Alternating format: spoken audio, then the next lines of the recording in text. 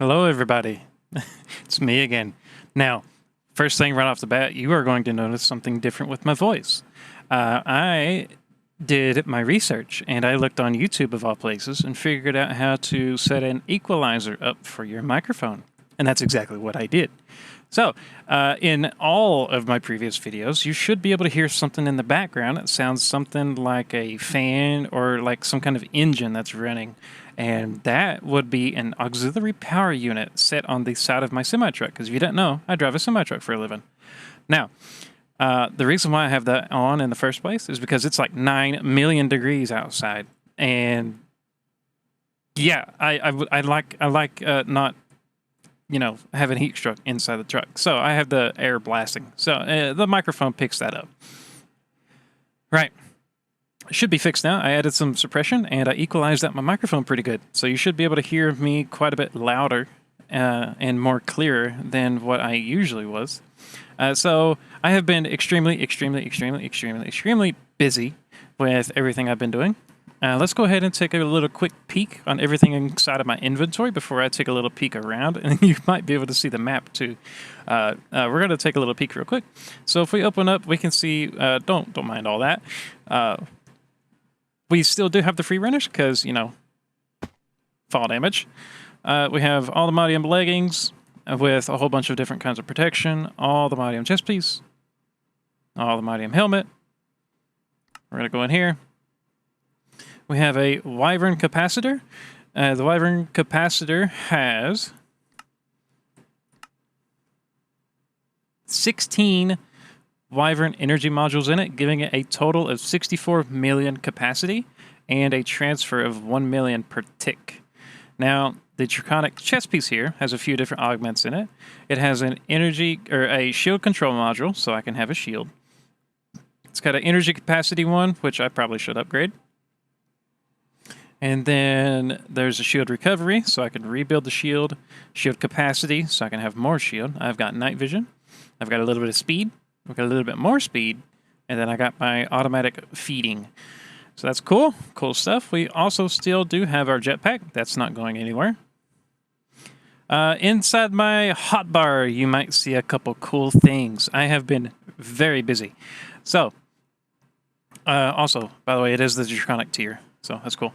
All right. First thing you want to see is the Ondamodium sword. And it looks just like that. Really cool sword. The next thing, I'm going to skip over this guy. We have a advanced magnet. That one we've had for the longest time.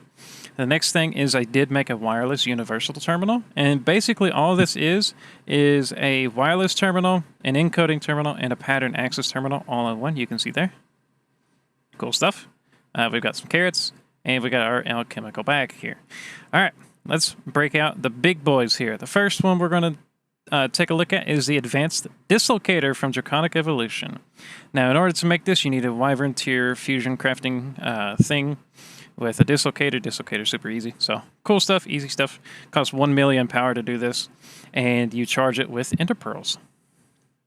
Next thing, we have a Staff of Power. All right, let's go over to Staff of Power. Staff of Power, this was the old style, so you need to craft the dummy item, put it into any crafting square. It includes these, and then you can get the actual Staff of Power that you can augment. Now this one, that's what it looks like. Okay, now this does look scary, but it's really not. The first thing we're going to take a peek at is Awakened Draconium, which it is a fusion crafting, which is a tier Wyvern. It is Draconium blocks, Draconic cores, and a Dragon Heart, along with 50 million power, and then it creates some Awakened Draconium. After that, you do need to get a hold of these things. So basically, when it comes to the tools, it's just like this for the entirety of it. The Draconic Energy Collector Controller is just like this. It's, Awakened, and then a Wyvern Core is this with a Nether Star, and then this. It's really pretty repetitive, and then Netherite. And yeah, that's pretty much the same with all the other tools. The Draconic Core, on the other hand, is another Wyvern tier fusion recipe, and that's how you make that. Easy stuff. And then I was able to make the Draconic Staff of Power in just a couple hours. All right. With that being said, let's get into the meat and potatoes. I'm going to slowly peek around here. Now, right off the bat, whatever. I'll just go ahead and rip it off. There we go. We've condensed it down quite a bit. Okay, so the base, I went ahead and did some decorating. Now, I have made some cool stuff. If I haven't explained it in a previous episode, I did install a resource pack that made all of the applied energistics a darker color, which is really cool. I seen Chosen Architect's video on this, and I love it. So we do have 2 assembler matrices. And yeah, so I made one, and then I said, you know what, I got to make another one. We're also going to be making 2 quantum computers here, just for fun. And yeah, that should be cool. Now, I did get really, really sick of having to do one craft at a time. So now we've got plenty. We've got plenty of crafts.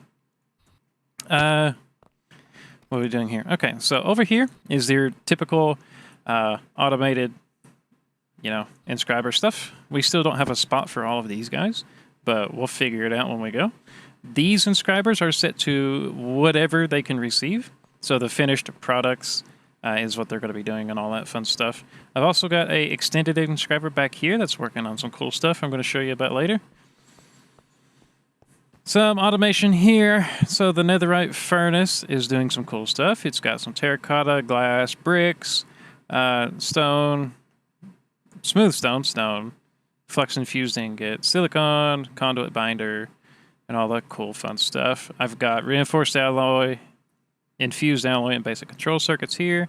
And here I've got some blaze gold, azure silver, azure electrum dust, and coal. And then I've got automated fluix, charged ender steel, and regular ender steel there. Here I've got some cool fun stuff to do with Ender IO and a bunch of cool other fun stuff here too. So that's the basics of that part. Now, the reason why we're not using these anymore, the waystones, is because we have the dislocator. I'm going to show you exactly what we have going on at the other stuff. So right here is the wireless access point with the infinity range booster. So I can go anywhere in this dimension with this wireless terminal. I can have access to my system.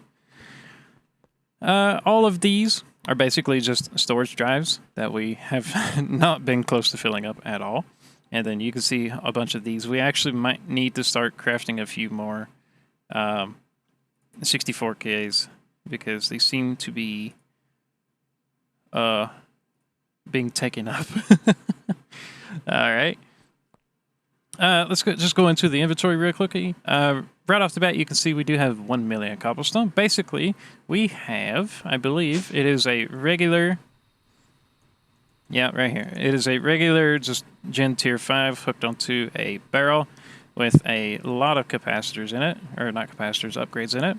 And then it's just hooked to a storage bus with a priority of 10, meaning that if we pull any cobblestone out of the system and we throw it back in, it will go directly into this chest. That's what the priority means on these storage buses there. So that's cool. We got a few wireless connections that we're going to talk about here in just a bit.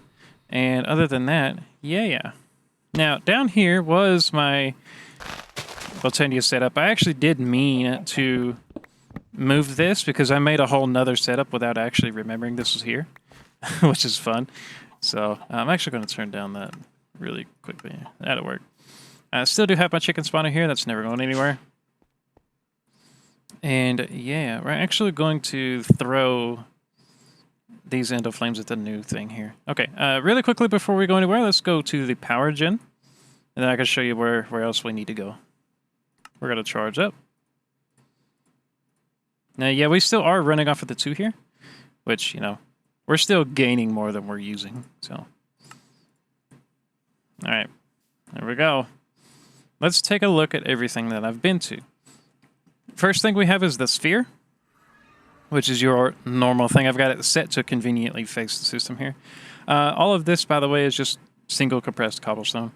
That's cool. I also did go to the Lost City. We'll visit that. Yeah, we'll visit that here in just a second. All right. Next thing is we have our different pillars here. We have the power and generation, which we was just at. Netherstone. We've got a little blackstone waypoint in the Nether for some blackstone, and I'll show you why here in a minute. We got one for the end. There's something in the Nether that I don't really know what it was, so I named it Nether Thingy. Lost Cities, Lost City Dungeon, We also found a netherite monstrosity in the nether, so I managed to waypoint that. We got the edge of the hidden realm, and we also have the endless realm, which we will go over exactly what those are here in a minute. All right, first things first, the most popular one. Let's go to the factory pillar. Okay, now if we're looking on a map here, we live in that giant sphere there, and these are all pillars. They're actually cylinders that go from bedrock, or from, you know, the lowest level, all the way up to the sky limit. And that is what we are building inside of. Yeah, cool stuff. So right off the bat, we got some cool factory blocks and all that cool fun stuff. Then we got some wither faces. That's actually glowstone. Each and every single one of these pillars has a bunch of feral flare lanterns along the perimeter, and we have a couple mega torches scattered throughout this whole thing to keep mobs absolutely out of here, because we don't want that. Now, navigating up and down is just as simple as some elevators, so we're going to go up one. All right, and this is our basic layer here. There's not a whole ton here, but we do have something running here. Now, looks like it's ran through everything. We've been having a bit of a issue trying to get ancient debris, and so we sort of automated that without actually automating it. What we ended up doing is just going to the nether via that black stone right here. You can see it's in the nether. And what we would do is we would just take hammers and manually mine out that blackstone to make it into crushed blackstone. And then I would send that through a sieve with a vibranium mesh. And this is how you make the vibranium mesh. It's very expensive. We only had one of those templates, and we only had one of those, which is kind of sad, but it is what it is. If we go in here, we've got 314 ancient debris waiting in here. And a lot of black dye and all kinds of cool fun stuff. So let's go ahead and smelt this down real quick. And then I can show you what's up in the next couple layers, because that's what each layer looks like. These are all different kinds of squares meant for different kinds of builds. And that's going to be kind of contradicted here in just a second, because we've got a build that is quite large, and you're going to see exactly why. So let's go up one layer, and we'll explain what's there. Yeah, okay, we got a few things here. The very first thing that we've got that we're going to be looking at is we're going to be looking at our Draconic setup here. Now, the Draconic setup I've kind of automated here, and it's very crudely automated, but just hang with me here, okay? So over at the main base, we have one of those guys, which is a wireless connector that basically connects the system over in the sphere all the way to here. But this can only output 32 channels out of itself, given that we're only using one via this pattern provider here. So if we look at the pattern provider, we've got two recipes in here. We've got the Draconic Core, and we've got the Awakened Draconian block. Now basically how it works is because once I request one of those two, it's going to be sent, the signal is going to send in through here, and then it's going to relay it to the provider. The provider is going to spit all the items into this chest. We've got a couple modular routers here. So the first modular router is going to take everything that's inside of this barrel, and it's going to shove it down here, starting with the main item in here first. So it's going to throw the first one in here. So like if we look at one of these, right here, the very first one with one nether star, that one nether star is going to go directly into here, and then all the other ones are going to go into those. Once all of the items are inside all of these crafting injectors, this clock is going to pulse a signal directly into this crafting core, and it's going to start crafting. When it's done crafting, that modular router is going to pull the item out of here, and it's going to input it directly into here, into that pattern provider, and then we have a completed recipe. That's how it works. This is just a simple flux point feeding into an IO crystal, which is feeding into a bunch of these. So easy peasy stuff there. Next thing, we're going to skip that because I'm going to show you something. We're going to show you how we got to that point. This is a ender crafting setup. So basically, here's how you craft that. It's just ender steel, ender ingot, which is just, you know, ender pearl and all that fun stuff to make the crafters. Now, in order to make these, it's just more ender ingots. So it's just a bunch of auto crafting to do that. And we still haven't automated that just yet. Over here, This is one of the things that we were wanting to craft, and we couldn't because of the lack of black iron. Let's take a look at how many we got here. Let me find it here. There it is. 3,972 black iron ingots. How do we have that many? Well, I'm going to show you. First of all, let's go through what this costed. So this one costed the elite components and then the black iron frame. The elite components are, it's just a ton of black iron, right? And then we've got, I believe, 22 of them. Yeah, we've got 22 of them here. And so the way that you actually craft these is you have to set items on each pedestal.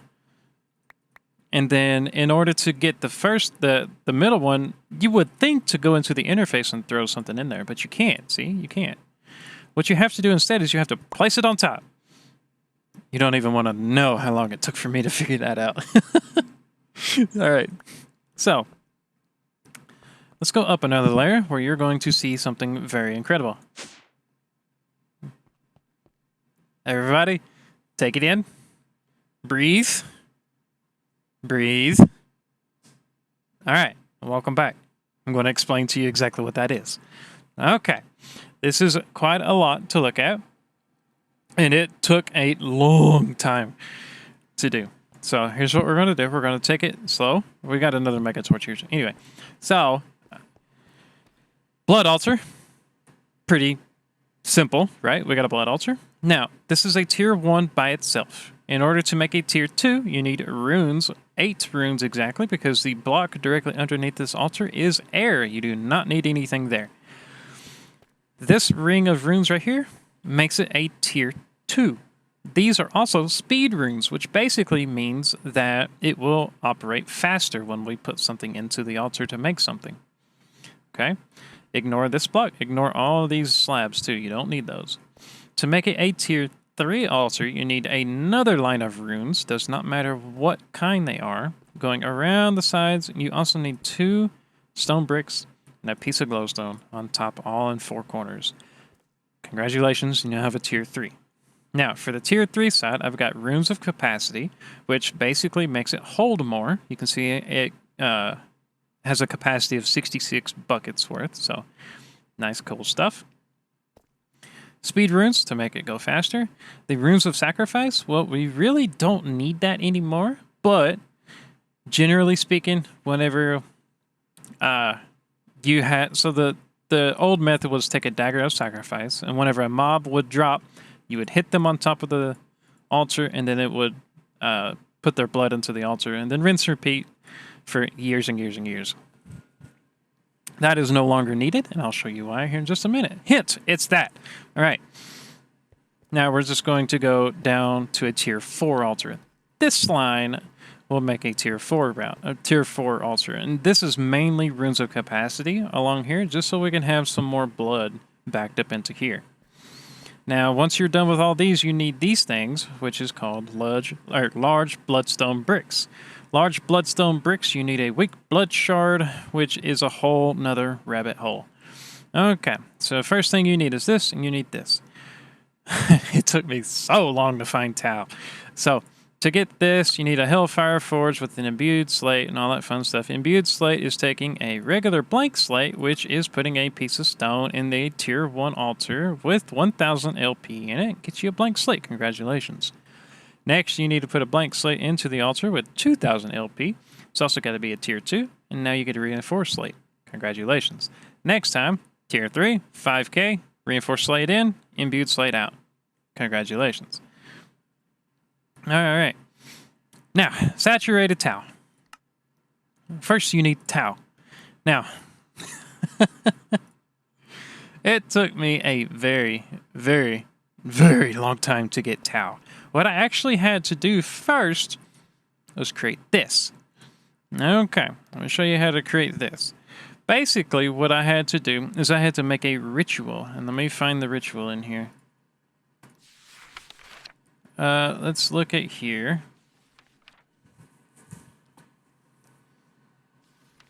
I believe it was actually the thingy here. Where was it at? It's some kind of... Can I look at that? Demon Realm. this one. Endless Realm. Hidden Realm. There we go. No, that's not it. Yeah, it is. Okay, so I had to make this. Okay. Hang with me here. Now, this looks scary. However, it's not. So what you had to do is you got to make these runes here. The water runes and all that fun stuff. But if we look at it, we ain't got nothing. Water ritual stone. The water ritual stone you cannot craft. So how do you get it? Well, first of all, you need a ritual stone. Like so. Whenever you have a ritual stone, what you can do is you have to place it on the ground. You also need one of these inscription tools. The inscription tool is made just like this. You just throw a lapis block in a tier 3 altar with 1k blood. Gives you a water. And all you got to do is right click. And now you have a water ritual stone. The trick with this is when you mine it, that water ritual stone turns back into a regular ritual stone. So the water aspect goes away.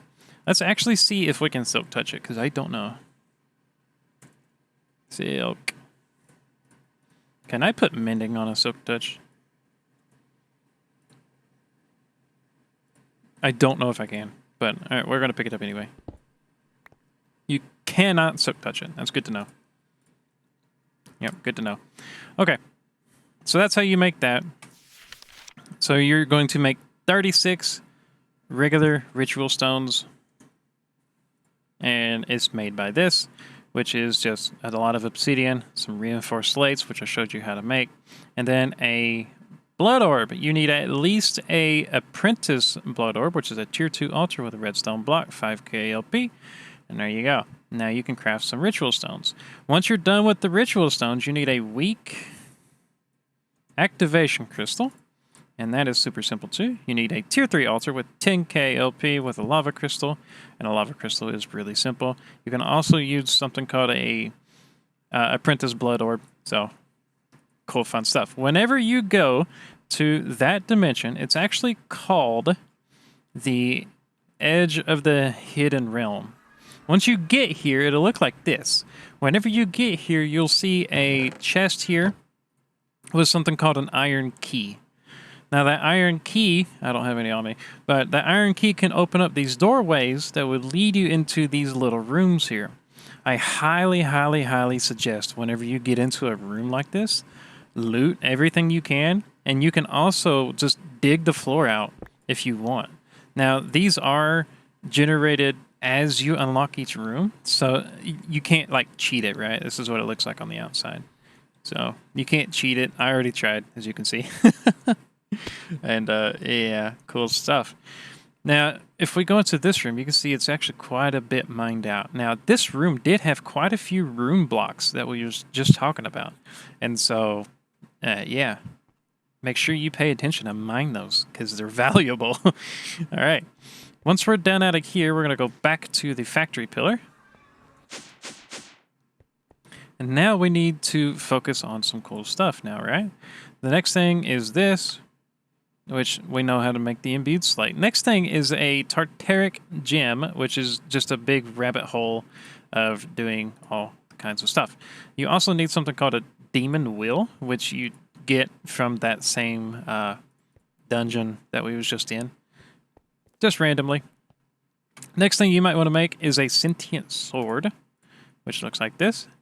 Sentient sword is just a iron sword with a uncharged Tartaric gem, and then it's literally free to make. Once you have this, what you can do is you can have a Tartaric gem in your inventory somewhere.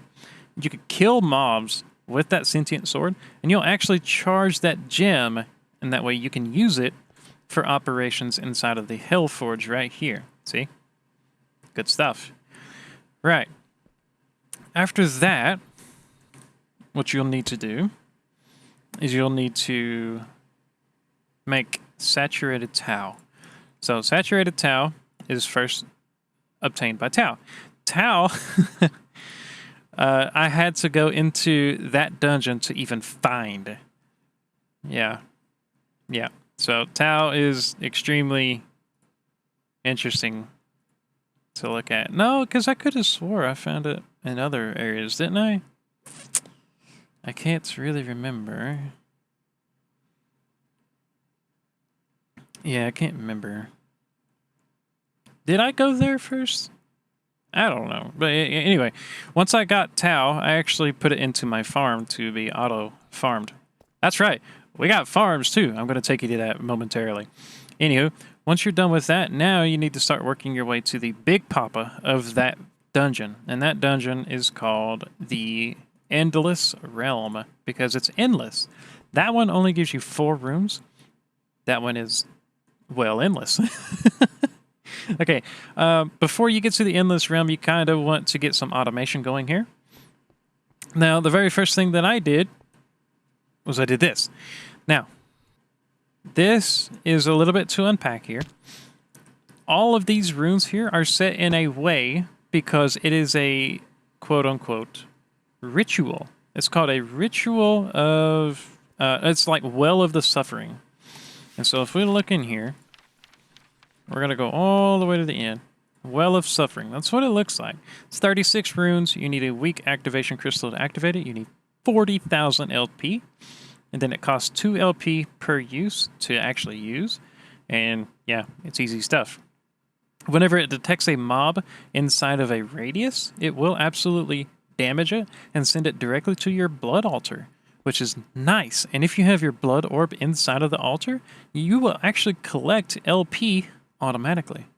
And if we have something called a divination sigil here, which is just, you know, things, I can show you how to do that in a minute, we can see we've got 143,000 LP just sitting in there. That's ours. That's not counting what's in the blood altar, which is nice. Okay, to get the divination sigil, let's bookmark it real quick. You need to make something called Arcane Ashes. Now, Arcane Ashes is made inside of the alchemy table, just like this. Just white dye, gunpowder, redstone, coal, and whatever blood orb you got.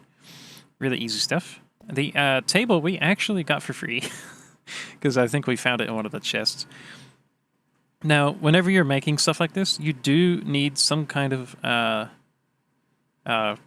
so put your blood orb in there. It's going to, you know, yeah, is cool stuff. Arcane Ash, basically you'll just right-click it onto the ground. It's going to be like a circle thing that you're barely going to see. So put it onto a dark block if you can, because the color of it is white, and putting white on white is very hard to see. So once you put that Arcane Ash on the ground, basically all you're going to do is you're just going to right-click a piece of redstone and a piece of blank slate onto it, and then it will do the rest. You don't have to do anything. It's a really cool animation too. You probably should try it. All right. And then you'll have a divination sigil, and that is basically tied to your player and your player only. And you can right-click it at any time to see how much blood you've got, and you can keep track on how much you're exporting, importing, and all that fun stuff, if you so wish. So, with that being said, we have an automated way to put blood into the altar. The one thing about this is, you see how the capacity right now is 66,000? Now, it will grow because we have a full line of blank runes going all the way around these. So, these are still unaugmented, like these are. It still counts as its max tier altar, but, you know, we're just not doing anything with it at the moment. So, the thing about the blood altar is if you're not watching yourself, you can put a whole stack of blank runes in this, and it chews through the blood. And it actually starts chewing through the blood faster than what the Well of Suffering can replenish. And so, the thing with blood magic is if you allow that to happen, then once the blood altar is dry, you actually restart back to 0 LP, and the items will just stay in there indefinitely without charging, which is bad. Bad. So you need to be very careful if you're going to start automating things like that. Now, basically, you have this running, and you get a bunch of compressed cobblestone, or compressed stone, and you sit here for days and days and days and days and days, and then you can get a lot of that, whatever it's called, this guy, the compressed slates. And yeah, it's really easy, and that's how we got all the black iron. Now, Endless Realm. Let's go to the Endless Realm real quick. Endless Realm looks pretty much just like the other one, except you get 2 chests in the main room, and now you've got different ways to explore. These are what the normal locks look like, and I've actually explored quite a ways. We could actually take a peek outside real quick. I've actually explored quite a ways. It doesn't look like it, but I actually found the mines right here, and then I found another room here that was kind of really cool to find, which has closed apparently. Anywho, no, because it's down. It's down here. Right here. Was it here? Oh, no, it was up one. Up one, my bad. Yeah, so this is where I found the mines. And this is where I got the actual ore from this dimension, which is called Demonite. It's called Demonite. Once you mine it, you can silk touch it and get that block, or you can just get the actual Demonite itself. You can smelt it into Hellforged ingots, and then you can make the blocks, which is the final block for the max tier Blood Altar, as you can see here. We gotta have 4, so 1 on each side. So, Blood Altar has been explained. Now, let's go to some farms real quickly. So, if we open up our terminal here, we can see a few things. We can see some essence. Yeah, we're going into some mystical agriculture, people. Get ready. All right, here we go. Farms pillar. All right, Farms pillar. Right off the bat, you're going to see a little bit of a Botania setup. Now, I got to tell you, I forgot the End of Flames were back at the base, so we're just gonna throw some more in here. Now, while we're here, let's just go ahead and take a stack of coal blocks. We're gonna throw it directly in the middle here, and we're gonna walk away and let this charge. Now, I have actually went all the way to the Terrasteel agglomeration plate, which you just have to make some runes. It's really super simple. And here, I can actually show you real quick. So the Rune of Fire is just mana powder, nether wart, gunpowder, nether brick, mana steel. Mana powder is you just drop a piece of gunpowder into a mana pool. It gives you a mana powder. Super simple. Mana steel, you drop a piece of iron into a mana pool. Gives you mana steel. Super simple. Rune of Air, easy stuff. Rune of Mana. Mana Pearl, dropping another pearl into a mana pool. Easy stuff. Earth and water. Easy stuff. And then the middle is just a block of mana steel. Right. We gotta go up 1 layer. Now, we've only been up 1 layer. Now, I'm going to warn you, this is going to look expensive. Because it was. Here we go. I'm going to actually show these really quickly. So the general basis of what I'm about to show you, which you've kind of already seen, the way these are being harvested is this. So basically, there will be an item collector on top of this right here that's collecting all of the drops. And what's harvesting them is these harvesters here. These harvesters are set to a height of 0 and to a 9x9 area. You do not have to power them, I believe. You do have to power them. Yeah, you do have to power them. And if we show the preview here, everything at the green boxes and inside of it will be harvested. So it's actually perfect for this little outline here. Yeah, I'm going to tell you all about those in just a minute, and all about these in just a minute too. All right, here we go. We're going to go with the Inferium setup first because it's the easiest to explain. Now, these crystal growth accelerators, here's how they're made. There's a Fluix block, Fluix glass cable, some quartz glass, and that's how you make one of them. Each one of these farms requires 57 of them, and they're cool. Now, you do need to power these, but instead of taking up channels on a regular ME system, what you can do is you can make something called a crystal resonance generator. Crystal resonance generator is basically the same thing. So some charged Certus, Fluix, copper, iron. You also need 57. You need 1 per growth accelerator because coincidentally, these make just enough power to power that indefinitely. And you can see the little lightning particles coming off of them, which means that they're actually working. All right, let's go up here. This is words. This is normal farmland, as you can see over here. If I wanted to make it faster or anything like that, we could change it into any kind of farmland from mystical agriculture like these, and that would be a little bit better yield. So we don't need to do that just yet. Really quickly, what we've got going on here is we've got, I just picked that up, so I'm just going to toss that in there. What we've got is we've got a advanced item collector collecting everything in that area, and that is set to a 4x4x4, and then that looks just like that. It's actually just perfect for the application there. And you only really need the advanced one. If you do the basic one, it's not going to be a big enough range. After it collects everything, it's going to shove it in here. I've got a stack upgrade tier 4 in here just in case it backs up, which it's not. Now, for the stars of the show, I have a words again. I have a modular router that is set to pull everything out the back of it, which is from the barrel, and then it's going to send directly into here. Now, I've got 9 speed upgrades into this, which is the maximum amount of speed upgrades you can have, and it is going really fast, as you can see. That little line, that laser there. Now, whenever it sends into this crafter, all it's doing is just crafting the blocks, just like that.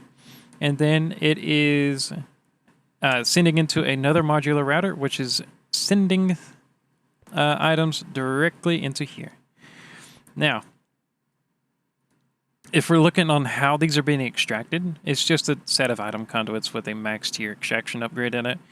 And that's just how they're being, extracted out. Once they hit the modular router into the buffer, it sends directly into here. And I've also got 3 diamond upgrades and a void upgrade here, which means we can have 28.3 million Inferium blocks before it will start voiding off the access, right? That's just Inferium. Just Inferium, people. Here's the bread and butter. Okay, now, our resource generation is going to primarily be mystical agriculture. That's why I have all of these here. We will be filling out these farms pretty well with this. All right.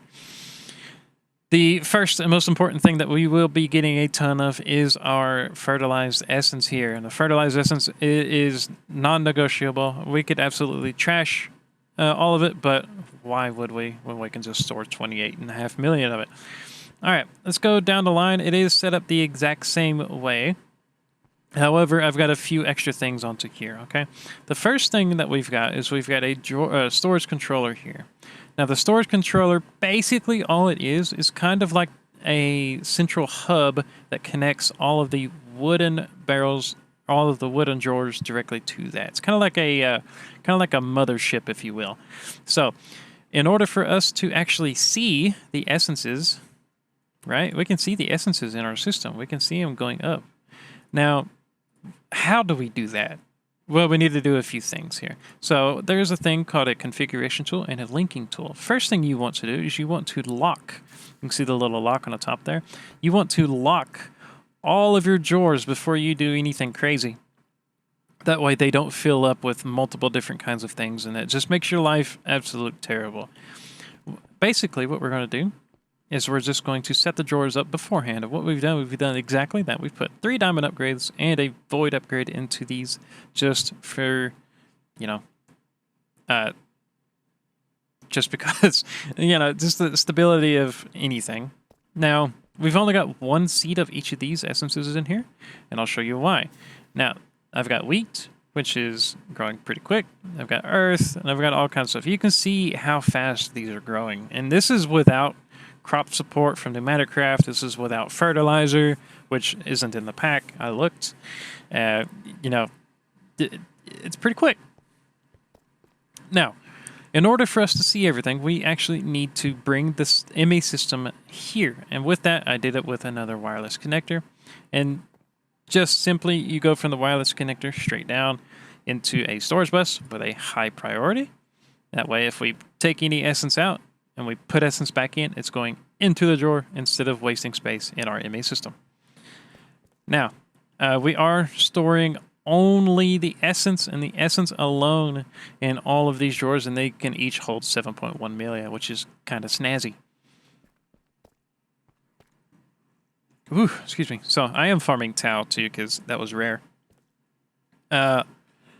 Keep in mind though, if you are farming Tau, it takes quite a while for Tau to grow. For some reason, you can bone meal it pretty quick, but like it is a slow grower, as you can see there. Yeah, that's how we're doing our farms so far. So that is a good and healthy catch up on what we're actually doing. Let's see where else we can go. We've got the Lost Cities, which is cool. Let's just go back to the sphere. I like being in here. Now, we are working towards a few things. What I'm actually going to do is I'm going to finish my Singularity. I'm going to finish my Singularity setup because we need to get that back and rolling too. What I wanted to do, and this is going to be extremely important, okay? What I wanted to do is I wanted to get an infinity water cell. And it looks like this. Now, the infinity water cell needs a 256 million quantum storage component.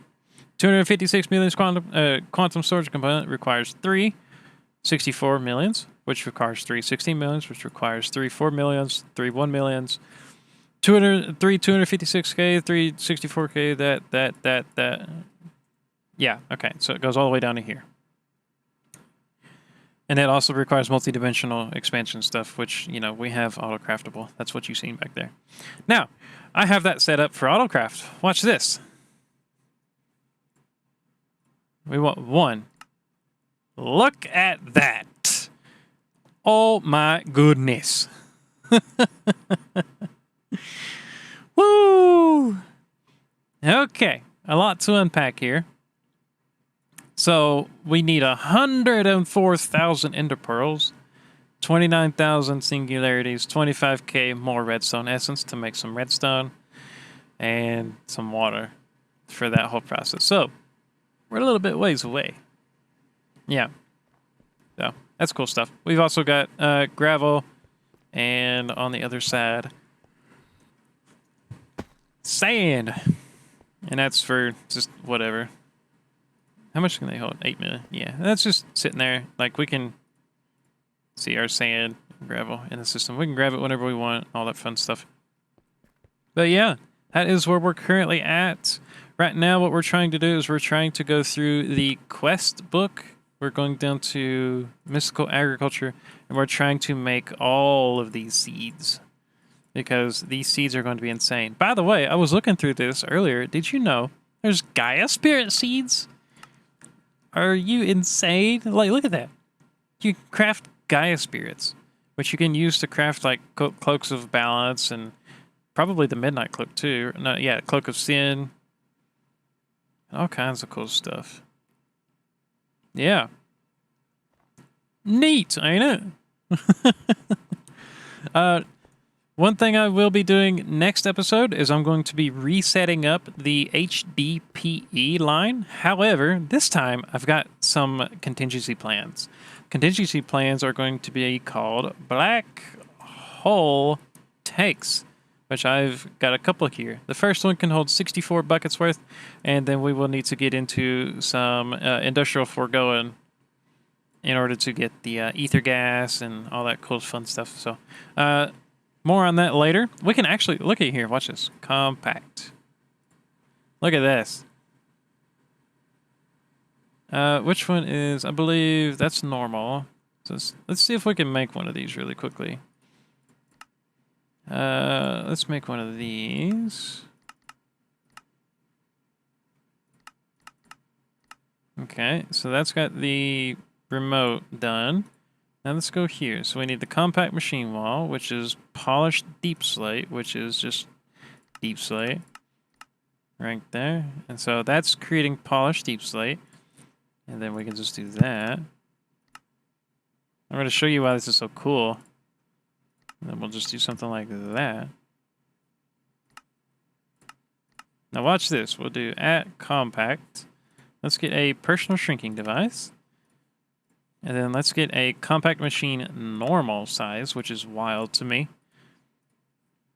All right, check this out.